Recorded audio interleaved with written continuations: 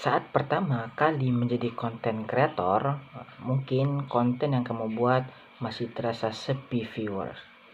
Namun, bagaimana jadinya jika sudah lama menjadi konten kreator, tapi konten yang dibuat masih tetap saja sepi? Kamu pasti merasa khawatir dan gak percaya diri untuk melanjutkan profesi menjadi konten kreator tersebut.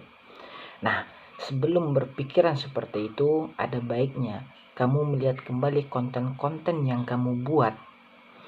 Bisa jadi kamu sudah melakukan beberapa kesalahan yang sering kali dilakukan oleh para konten kreator seperti berikut ini.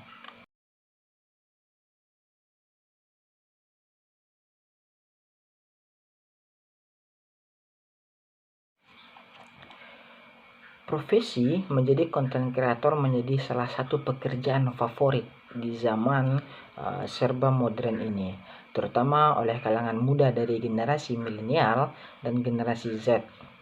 Nah, pasalnya seorang konten kreator bisa bekerja di mana saja secara fleksibel dengan penghasilan yang lumayan tinggi.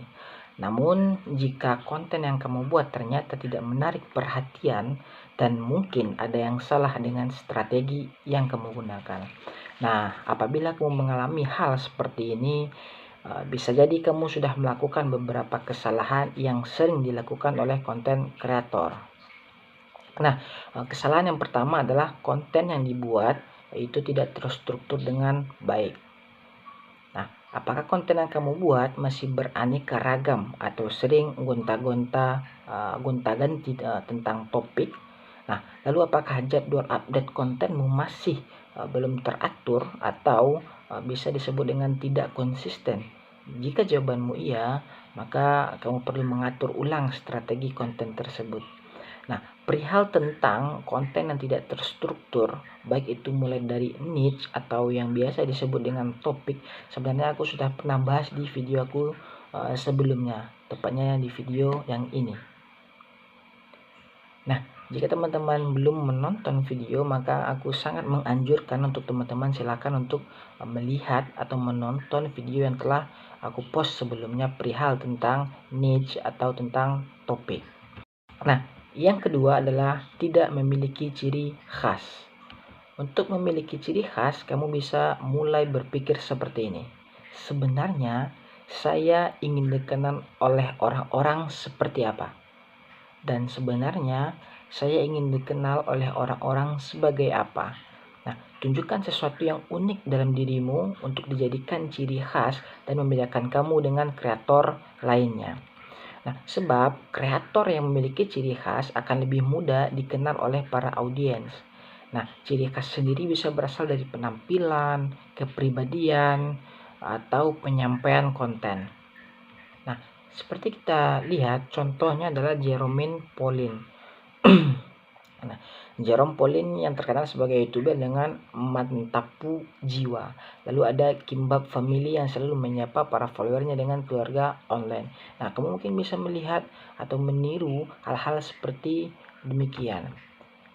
Nah, kamu bisa membuat ciri khas sendiri yang belum pernah dipakai oleh kreator lain, sehingga terlihat unik, kreatif, dan menarik. Bahkan dengan ciri khas ini, kamu dapat lebih dekat dengan para followers kamu. Nah, kesalahan yang ketiga adalah itu tidak memahami siapa target audiensmu. Nah, baik, tidak memahami dan mengenali siapa target audiens menjadi salah satu kesalahan fatal yang sering dilakukan oleh konten kreator. Tidak memahami dan mengenali siapa target audiens menjadi salah satu kesalahan fatal yang sering dilakukan oleh konten kreator. Kalau kamu tidak tahu siapa target audiensmu, maka sia-sia saja konten yang sudah kamu upload. Nah, soalnya kamu tidak akan mendapatkan engagement sehingga jumlah viewers pun tidak akan pernah bertambah, bahkan semakin sepi. Oleh karena itu, kamu harus mengetahui tipe seperti apa audiens tersebut. Selain itu, apa pekerjaan mereka, berapa usia rata-ratanya, dan apa yang mereka butuhkan. Nah, apakah pertanyaan-pertanyaan itu bisa kamu jawab dengan detail? Nah, kalau belum, tandanya kamu belum memahami siapa target audiensmu. Jadi pastikan untuk mencari tahunya terlebih dahulu sehingga kamu bisa menemukan target audiens untuk konten kamu tersebut. Nah, kesalahan keempat yaitu cara penyampaian dalam membawakan konten masih kurang. Nah, sebenarnya kesalahan ini lebih ke masalah teknis. Jadi, bisa kamu pelajari dengan baik. Caranya cukup lakukan review mengenai konten yang sebelumnya kamu buat. Perhatikan apakah penyampaianmu terlalu bertele-tele atau terlalu cepat, kurang ekspresif, atau bahkan sulit dipahami. Kalau ternyata iya, kamu dapat belajar lagi dan terus mengembangkan public speakingmu dan bahkan hal yang lainnya agar konten tersebut menarik untuk dinikmati oleh banyak orang. Nah, kesalahan yang kelima adalah konten yang dibuatkan hanya berdasarkan tren alias bukan minatmu. Kesalahan ini menjadi hal krusial yang seringkali dilakukan oleh para konten kreator, khususnya kreator pemula. Beberapa dari mereka menjadi konten kreator karena mengikuti tren dan membahas hal-hal viral yang sebetulnya tidak terlalu mereka kuasai. Akibatnya, konten yang dibuat pun menjadi kurang menarik, bahkan tidak berbobot bagi viewers. Nah, bayangkan saja kalau seandainya kamu menjadi audiensnya, kamu pasti bosan dan jenuh kalau melihat konten yang itu-itu saja. Oleh karena itu, mulai sekarang silahkan cek kembali konten yang sudah kamu buat. Kemudian cek apakah semua konten itu kamu buat sesuai minat atau spesialisasi yang kamu miliki. Atau apakah hanya ikut-ikutan saja. Nah, jika ternyata hanya sesuai tren atau ikut-ikutan saja, lebih baik segera ganti topiknya dengan yang sudah kamu kuasai, dengan skill yang kamu punya, atau bahkan dengan pengalaman yang kamu miliki. Nah, sehingga pun tidak akan pernah kehilangan ide dalam membuat konten. Bahkan selalu senang saat sedang membuat konten karena merasa tidak terbebani.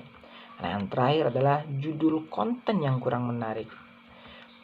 Perlu teman-teman ketahui, judul sangatlah mempengaruhi penonton kita agar menonton video kita.